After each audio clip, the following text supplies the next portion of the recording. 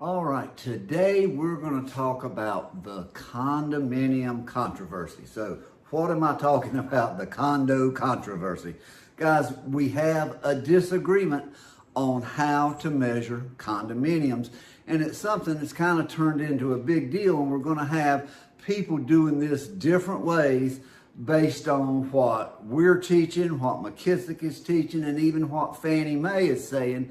And it's something that we need to get worked out. But basically, most of the time when we think about condos, we think about measuring from interior measurements, or what I call paint to paint. That's the way we've always done it.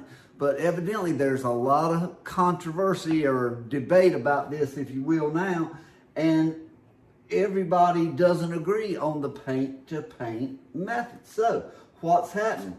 This is per Fannie Mae now. Condominiums, the ANSI GLA standard, and hey, I gotta stop there. The ANSI is really not a GLA standard because ANSI doesn't even mention the word GLA. Pet peeve, sorry. The GLA standard does not apply to apartment style property types. Fannie Mae's existing selling guide policy of using interior perimeter measurements for the condominium subject property will continue to apply to apartment style condominiums. And the key word is style. A lot of people are talking about style as though it has a greater influence on the way you measure a condo than the definition of a condo. But just to give you an example, this is a condo development. You got 3 units altogether. You have one freestanding unit measuring 40 by 40, while the others are 20 by 40. You got 3 units here, and then you got 3 units on the bottom. Are they all measured the same? The way I say to measure condos, they absolutely are, with the key being the definition of a condominium. All right, this is straight from ANSI now. The standard is not designed for and cannot be applied to the measurement of apartment multifamily buildings, but it may be employed to measure all detached and attached single-family homes, including townhouses, row houses, and other side-by-side houses. Now, to me, the key there is ANSI is all about measuring single-family homes. That's what it was designed for. That's what it ought to be used for. But practitioners of the standard are cautioned to confirm the appropriate legal definition of ownership of the house if applied to detached single-family or attached single-family condominium units to avoid any violation of state law. Differences between the method for calculating finished square footage as set out in the standard and methods prescribed by state law to calculate the area of a condominium unit must be resolved on an individual basis. To me, what does that mean? It means look up the deed, guys. A condominium, if you're going to do an appraisal on a condominium, one of the first things you ought to know is if that property is truly a condominium. Before you pick your comparable sales, you ought to know if it's a townhouse, a condo, whatever the unit is, you need to know that. And, some states there can be a variation here, but most of the time you can find that information in the deed, and you ought to look at that before you get going. If the definition says it's a condominium, I say use interior to interior measurements. But this is straight from ANSI. An issue here. A house that has its own roof and foundation is separated from other houses by dividing walls that extend from the roof to the foundation and does not share utility services with adjoining houses. Now here's the key line. May be known as a townhouse, row house, or duplex, for example. That word, if they had left that word out, it wouldn't be so bad. But a duplex, is a duplex a single family house? And I guess we can argue about that. To me, a duplex there's two families that live in that house. It's a multi-family property, you know. It's not really a single family property, and that word probably shouldn't be in there. That's my opinion. And where is this information at? Most of the information about condominiums is not in the ANSI standard. It's in the annex. And you remember what the annex is. Non-normative, meaning that it is not intended to be enforced along with the body of the standard. You know, no matter what it is, the last line says it all. The annex is not considered part of the standard. Well, if it's that important, why didn't they make it part of the standard?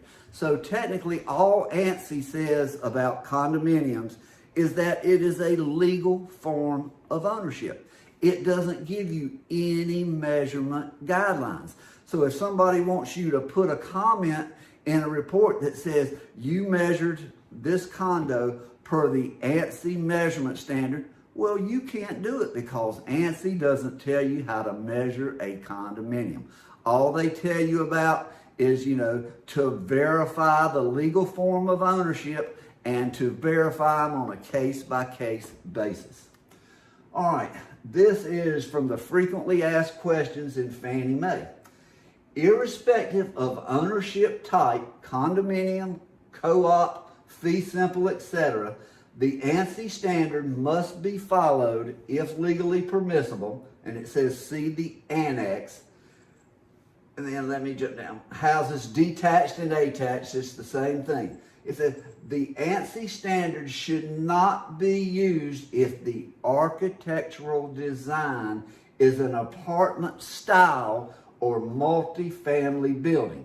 When measuring a condominium or co-op that is part of an apartment style or multi-family building, Fannie Mae's policy of using interior perimeter measurements for the subject property should be applied.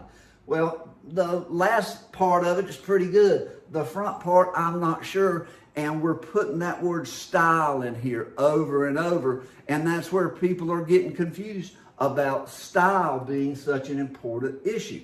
All right, now I took this from McKissick's blog, and you know, McKissick is a great company. They've been around for a long time, and they've been doing this. You know, they have a lot of experts that work for them.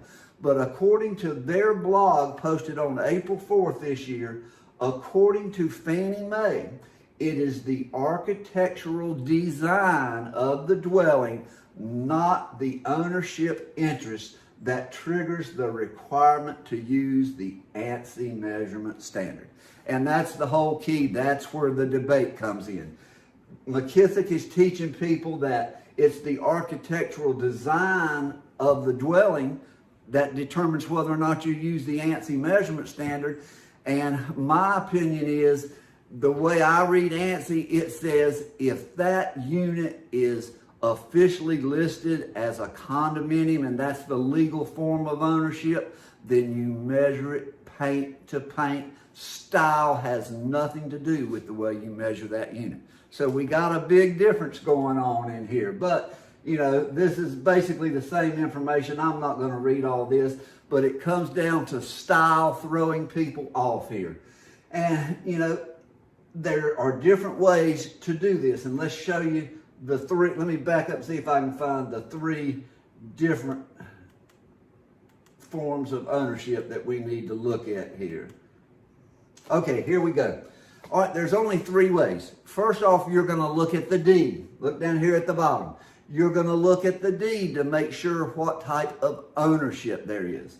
Then you're going to look at state statutes, depending on which state you're in. I guess Michigan is a big issue for a lot of people. But you look at the state statutes and see if they have a definition of unit boundaries for condominiums.